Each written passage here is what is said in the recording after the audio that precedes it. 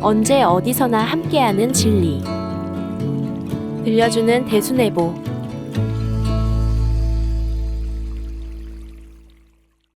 모자지정과 해원상생. 해원상생 벽화. 해원상생 벽화를 본 적이 있으신가요?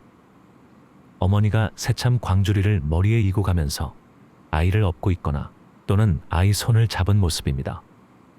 불편하게 짐을 이고 길을 가야 하지만 아이까지 더 챙겨야 하는 고단한 현실입니다. 그러나 어머니는 불평하지 않고 아이를 사랑스러운 눈길로 바라봅니다.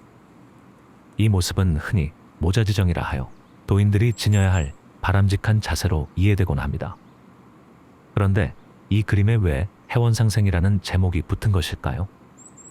해원상생은 상생을 목표로 상생하는 방법으로서 원한을 풀거나 원한을 풀어준다는 뜻이니 어쨌든 원한이란 게 있어야 할 것 같은데요. 이 그림 속 어디에 원한이 숨어 있나요? 자상한 어머니는 힘든 상황에도 불평하지 않고 따스하게 아이를 보살피고 있을 뿐인데 도대체 여기에 무슨 원통한 원한이 있다는 걸까요? 이 그림을 모자지정으로 해설하는 것은 쉽게 수긍이 가지만 해원상생이라는 제목이 왜 붙었는지는 그 이유를 잘 알 수 없습니다. 무엇보다 이 그림의 원한이 잘 보이지 않기 때문입니다. 누군가는 전생의 원수가 자식으로 태어나는 법이므로 그림 속 어머니와 자식은 원수 사이고 그래서 원한이 숨어 있는 것이라고 말합니다. 불교에서는 원수가 자기의 원한을 갚기 위해 자식으로 태어나는 인연을 보원이라고 설명합니다. 이런 관점에서는 전생의 원수인 자식이 갖가지 말썽을 일으킬 것이 뻔합니다. 어머니는 그 힘든 상황 속에서도 자식을 향한 미소를 잃지 않고 있으니 그렇다면 이것이야말로 해원상생이 아니겠는가 하고 말할 법도 합니다. 하지만 불교 교리를 빌린 이 해설은 우리의 해원상생 벽화에는 적용되지 않습니다. 이 벽화에는 자식을 원수로 인식하는 내용이 없기 때문입니다. 원망도 괴로움도 없는 것이 해원상생. 어머니가 무거운 짐을 이고 아이를 데려가면서도 자애로운 얼굴로 아이를 쳐다보는 이 그림은 1982년 음력으로 9월 5일 무렵에 처음 그려졌습니다. 이 그림이 완성된 후 도전님께서는 다음과 같이 설명해 주셨습니다. 엄마가 아이를 업고 머리에 짐을 이고 가면서 아이를 돌아본다. 부모 자식 간에는 서로 어떤 일이 있어도 원망이 없다. 모자지정으로 하라. 한이란 원망에서 오는 것이다. 척이란 이곳에서 이루어진다. 원망함이 없이 하라. 몇 년 뒤 도전님께서는 이와 비슷한 훈시를 다시 해주셨습니다. 부모의 자식에 대한 자애심보다 더한 것이 도인의 마음입니다. 그것이 우리 도의 해원상생이며 진리인 것입니다. 이런 것이 몸에 정신에 배어야 우리의 일이 되는 것입니다. 도가 좋고 옳다는 것을 알면 이렇게 해야 안 되겠습니까? 이렇게 하지 않으면 도가 좋은 것을 모르는 사람이 됩니다. 이렇게 해야 운수가 있다는 것을 알면 저절로 됩니다.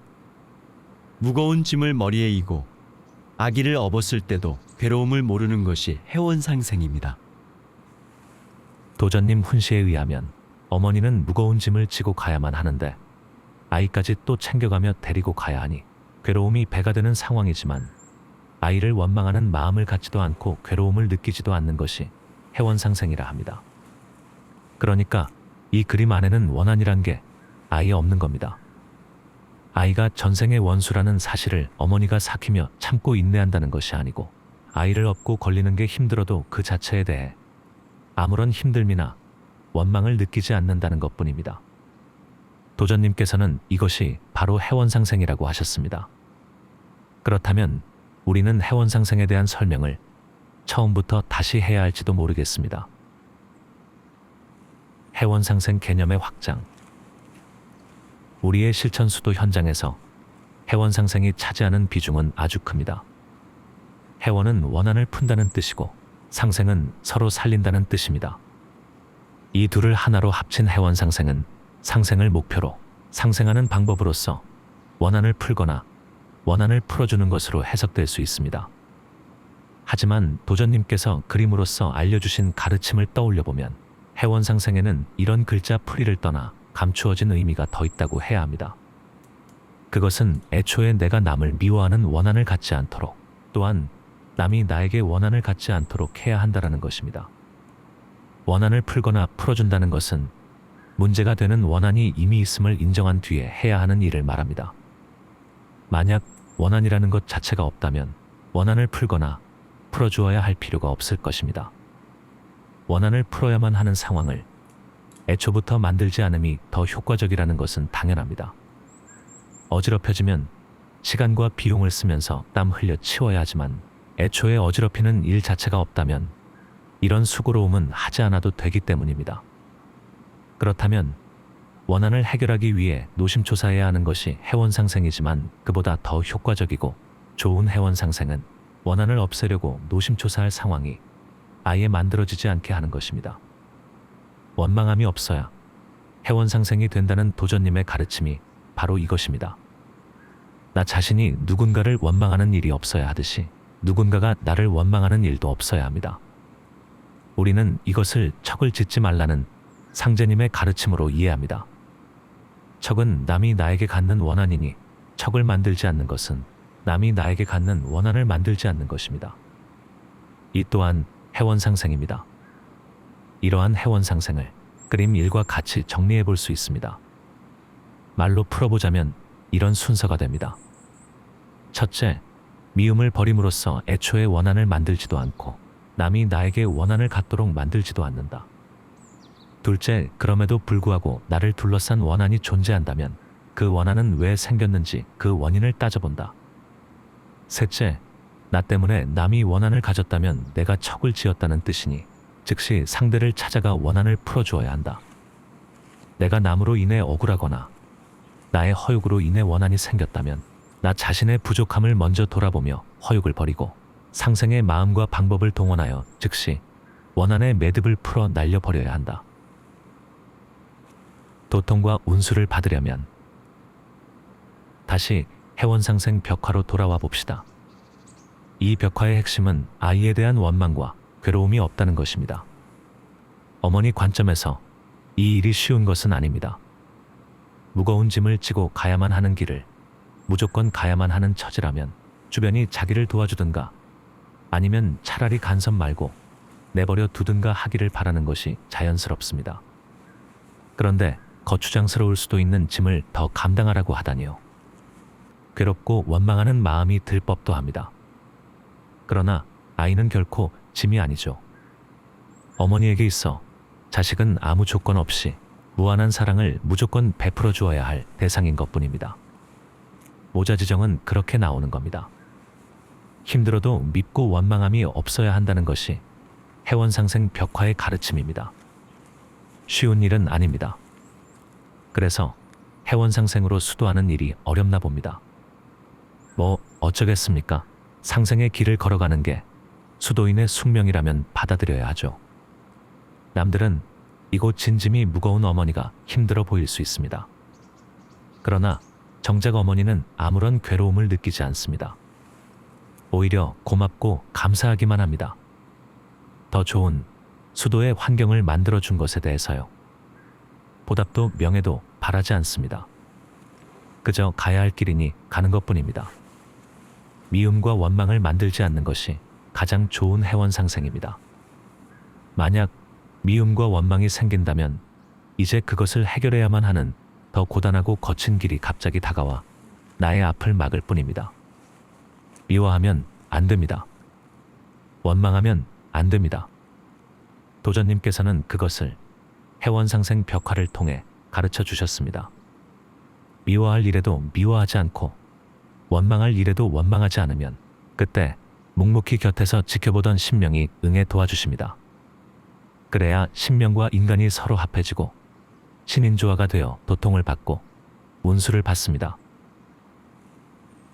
바퀴벌레로 변한다고 옆에서 뒹굴거리는 자식을 보면 억하심정이 끓어오른다고요? 솔직히 저도 그랬던 적이 있습니다.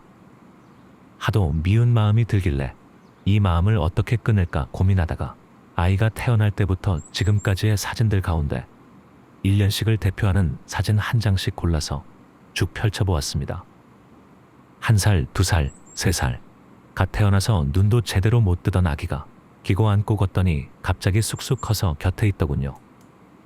아이가 커온 사진들을 보니 모든 것이 아이의 성장 과정에서 일어나는 일이라는 생각이 들더군요. 그렇죠.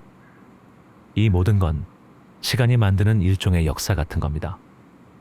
아이가 만들어가는 삶의 역사 한 부분에 제가 끼어들어 있는 것이죠. 아이 처지에서는 그러합니다.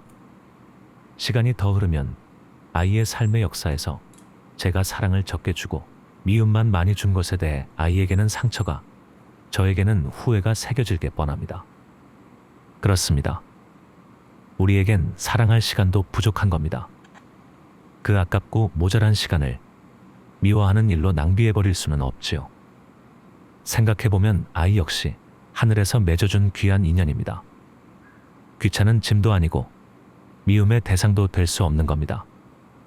이런 생각이 들자 그 후로는 아이에 대한 미움을 갖지 않게 되었습니다. 아이도 커서 어른이 되었습니다. 사회에 나가 직장에도 다니죠. 그래도 저에겐 여전히 아이일 뿐입니다.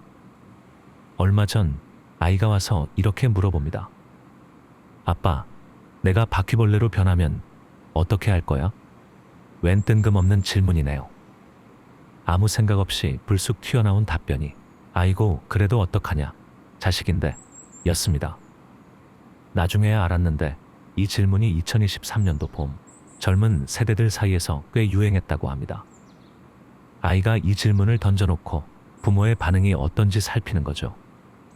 대개는 바퀴벌레로 변하는 일 따위란 없다고 타박하기도 하고 바퀴벌레인이 때려잡는다거나 유리병에 가두어 먹이 정도는 준다거나 하는 등 반응이 각양각색이라고 합니다.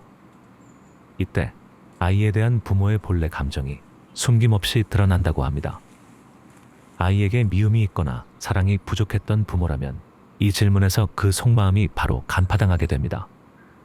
평소 미움이 없는 부모라면 바퀴벌레로 변하더라도 끝까지 챙기고 사랑할 거라고 대답하게 되어 있어서 아이가 내놓은 이 시험의 함정에 빠지지 않습니다.